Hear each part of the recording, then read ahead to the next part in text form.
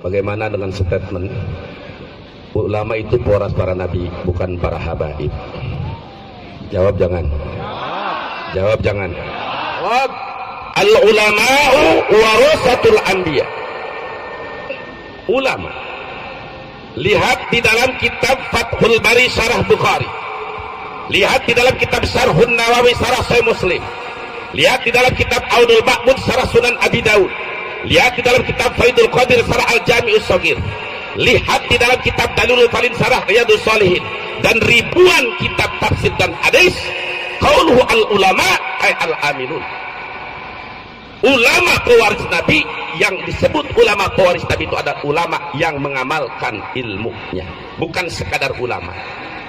Kalau dikatakan ulama atau bahasa kita abuya atau kiai ajengan, tapi tidak mengamalkan ilmunya, dia memendarkan pemimpin yang zalim, dia membela orang-orang yang zalim, memusuhi orang-orang yang berjuang di jalan Allah, maka ini sebagai tanda indikasi yang kuat bahwa dia bukan ulama yang mengamalkan ilmunya. Yang disebut ulama di sini dikoit ayat al-amilun, ulama yang mengamalkan ilmunya. Sesuai dengan apa yang dikatakan Imam Ghazali di dalam kitab Ihya Ulumuddin, faqad inkashafa li arbabil qulubi basiratil imani wa anwaril Qur'an alla wusula ila sa'adati illa bil ilmi wal ibadah fannasu kulluhum halka illa al alimun. Kalau begini jangan lama-lama fotonya. Fannasu kulluhum halka illa al amil alimun wal alimuna kulluhum halka illa al amilun wal amiluna kulluhum halka illa al mukhlisun wal mukhlisuna ala qadrin atim. Artinya apa? Manusia semuanya, kata Imam Ghazali, akan celaka kecuali orang-orang yang alim. Alim pun akan celaka kecuali orang-orang yang mengamalkan ilmunya. Orang yang mengamalkan ilmunya pun mereka celaka kecuali orang punya ilmu, mengamalkan ilmu dan ikhlas. Orang yang sudah bisa tetap ikhlas bagus, tapi jangan merasa paling ikhlas. Bagus? Kalau dikatakan bukan habaib, ya habaib. Kalimat habaib itu bukan pewaris Nabi, tapi mereka darah dagingnya Nabi. Allahu Akbar. Dan ini di dalam Al-Quran sudah jelas, nasdaqul la as'alukum alaihi ajra illal mawaddata fil qurba. Saudara, Imamuna Imam Syafi'i radhiyallahu anhu diterangkan di dalam kitab Hilyatul Awliya fi Tabaqatil Asfiya, bagaimana beliau diborgol, dirantai dari negeri Yaman, dibawa ke Baghdad di zaman Khalifah Harun ar-Rasyid hanya karena beliau difitnah terlalu cinta kepada Alawiyin, terlalu cinta kepada para habaib, sampai Imam Syafi'i mau dipancung hanya karena Imam Syafi'i mencintai keturunan Nabi kita yang ada di Yaman.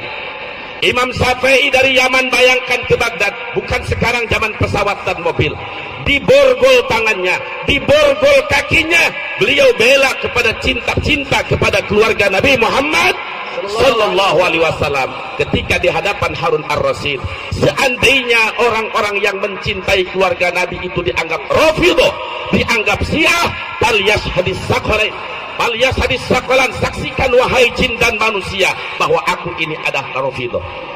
Bukan berarti Imam Syafi'i itu adalah Syiah, akan tetapi makna daripada syair Imam Syafi'i, ungkapan Imam Syafi'i di hadapan Khalifah Harun ar-Rasyid, mencintai keluarga Nabi bukan sunnah melainkan kewajiban.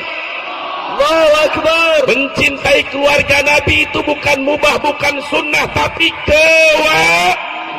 wajib bagi umat Rasulullah, wajib bagi umat Nabi Muhammad mencintai keturunan Rasulullah Sallallahu Alaihi Wasallam. Sudah paham? Adapun untuk taat, sama ulama dengan habaib. Ketaatan kita atiullah wa ati rasul wa ulil amri minkum, artinya mau habaib mau ulama, selama perintahnya sesuai dengan hukum Allah kita taati. Mau ulama biasa ataupun habaib ya ulama, apalagi habib biasa, kalau sudah perintahnya dan keinginannya menyelisih syariat, maka bela syariat. Paham? Ketika ada bertentangan, oh ini si fulan oknum tidak sesuai dengan syariat, tetap cinta kita kepada dia sebagai keluarga Nabi. Adapun untuk taat dan mengikuti, kita hanya mengikuti orang-orang yang sesuai dengan syariat Allah, baik kalangan ulama ahwal ataupun kalangan ulama habaib.